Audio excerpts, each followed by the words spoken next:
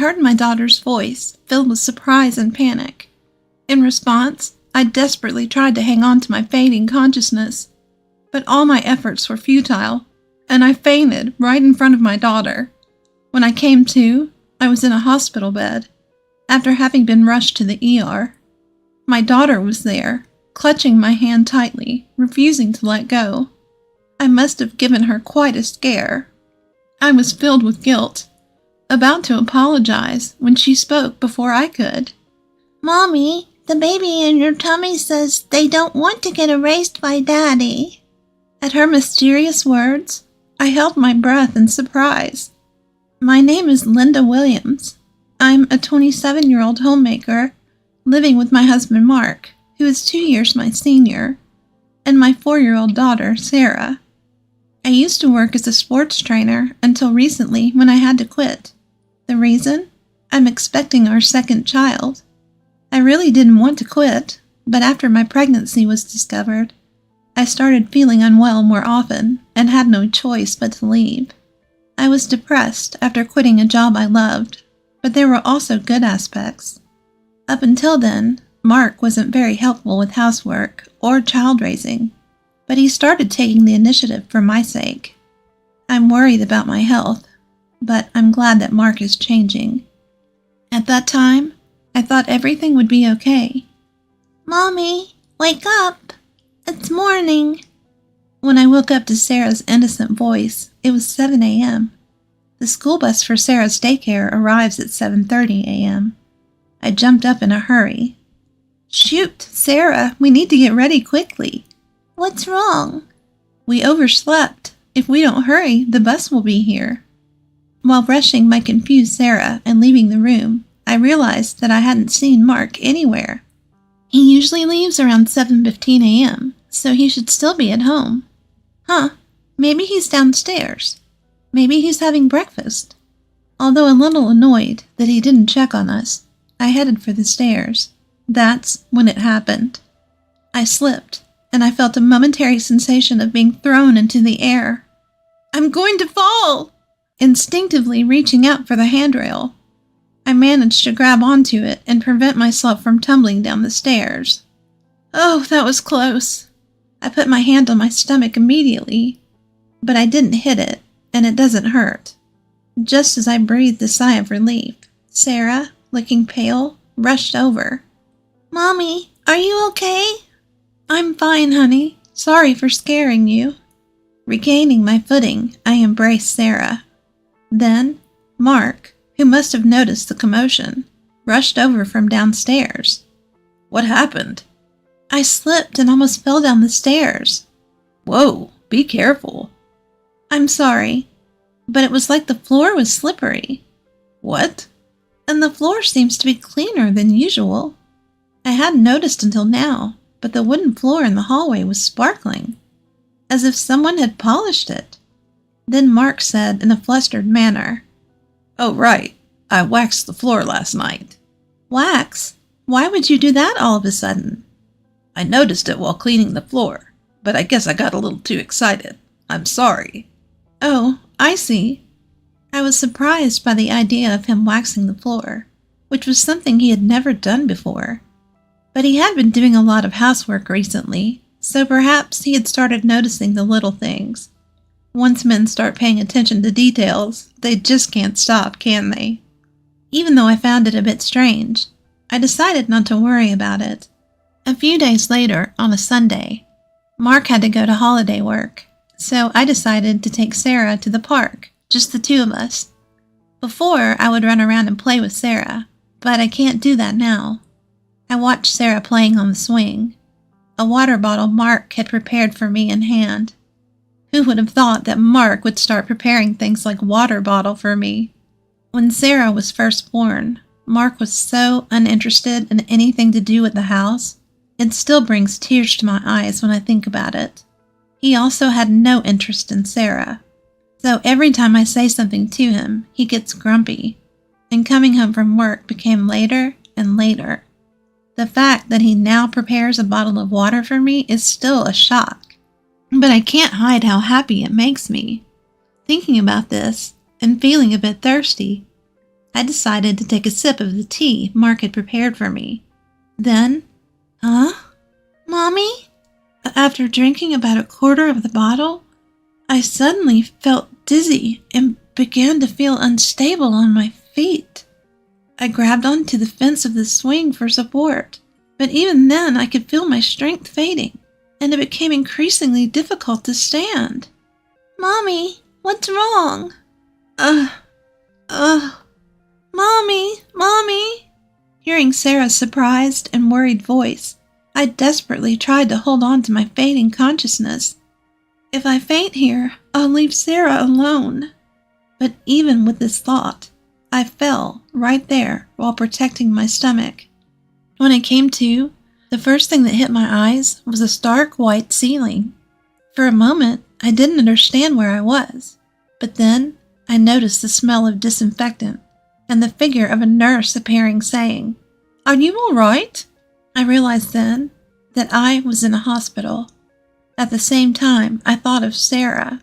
"Excuse me, Sarah, do you know where my daughter is? She should have been with me when I fainted." I sat up and asked the nurse. She said, "Ah," and seemed to understand immediately. Maybe trying to reassure me, she smiled at me.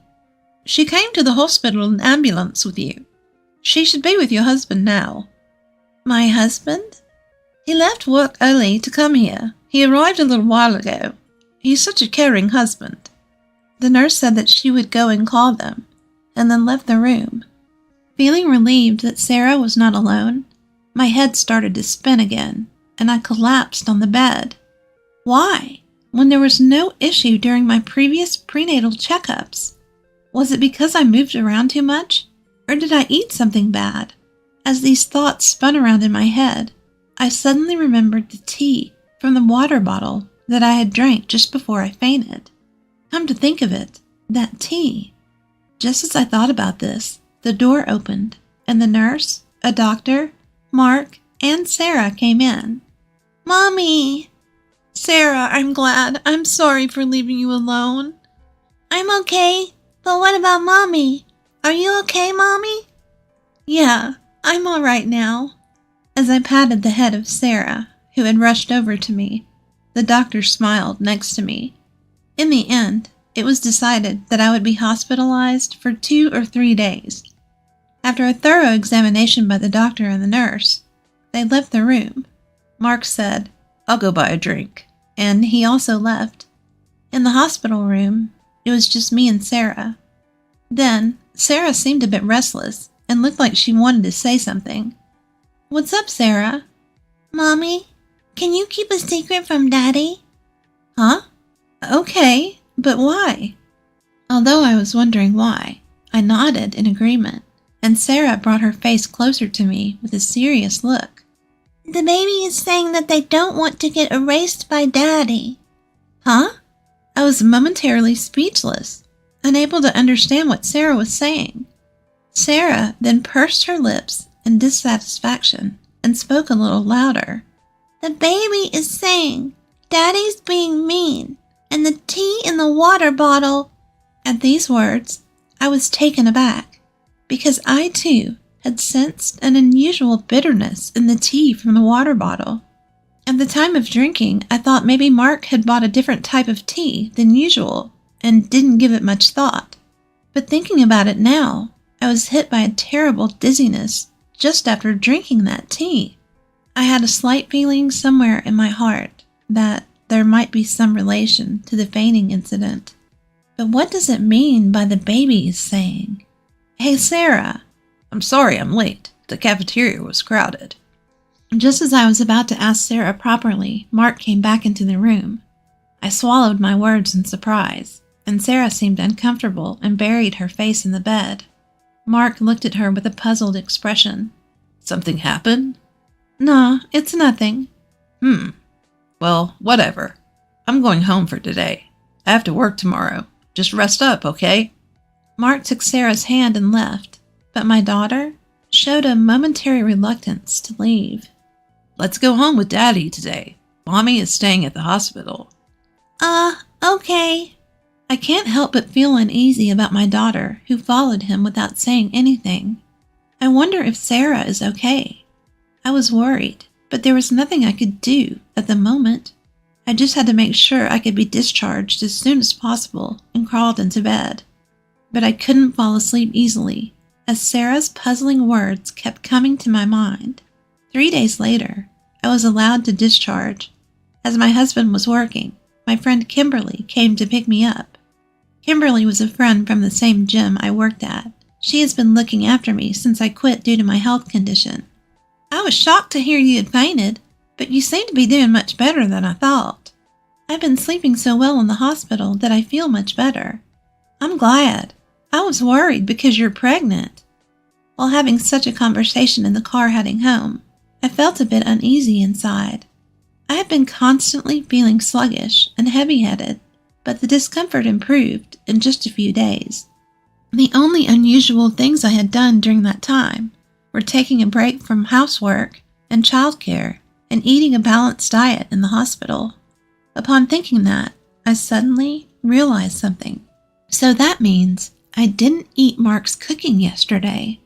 I remembered there had been several oddities since Mark started doing housework. Aside from almost slipping on the wax, there were other things that bothered me. For instance, things were placed in spots where they usually aren't, causing me to trip. Or the time I was told the shower was ready, but it turned out that the hot water tank was empty and cold water came out. Such incidents occurred frequently, especially when cold water came out. I rushed to the hospital out of concern for the baby in my belly, as it was in the winter.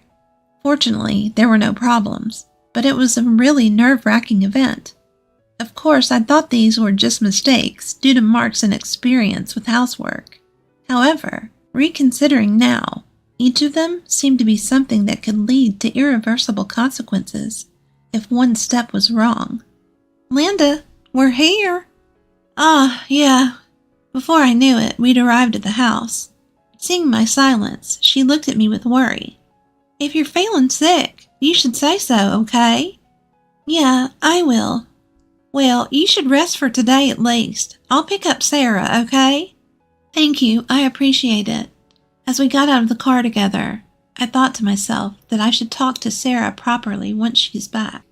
In the evening, Sarah returned home with Kimberly. She even bought some deli food for dinner and said, "Call me if anything happens," before leaving. She was like a superhero. I silently jumped for joy in my mind. Having dinner with the deli food that Kimberly bought, I felt unusually well, so I decided to talk to Sarah again. "Can we talk a bit more about the other day?" I asked, and Sarah nodded seriously. "Can you talk to the baby in my belly, Sarah?" "Yes," Sarah nodded firmly. It was hard to believe, but I felt that there was no falsehood in her words. "Then can you tell me again what the baby is saying?" "Well, the baby is scared of Daddy." "Why?" "Daddy is trying to hurt us on purpose and separate Mommy and the baby. So the baby is clinging to Mommy with all his might." I was at a loss for words at this revelation. Her words, though clumsy, connected the dots I'd been feeling. Everything that felt off might have been deliberately planned to harm the baby. Feeling this, I shivered. "Mommy, what's wrong? Are you in pain?" "Sarah, I'm sorry. I'm okay." Seeing Sarah's tearful face, I hastily embraced my little girl. And I made a decision, in secret. I have to find solid evidence, or no one will believe this. The next day, after watching my husband leave for work, I pulled something out of the back of the closet. It was a baby monitor we used when Sarah was an infant. If this reveals what he's doing, if it showed what I feared. The thought was so frightening, but if it showed nothing, that would be okay too. With a small hope in my heart, I hid the camera behind a houseplant. Then, a few days later, I mustered up the courage to check it. I can't believe this. It's too awful. What was captured there was something unimaginable, enough to shatter my small hope. And then I made up my mind. I absolutely won't forgive this. A week or so had passed since I saw the footage. I left my daughter, Sarah, at my parents' home earlier in the day.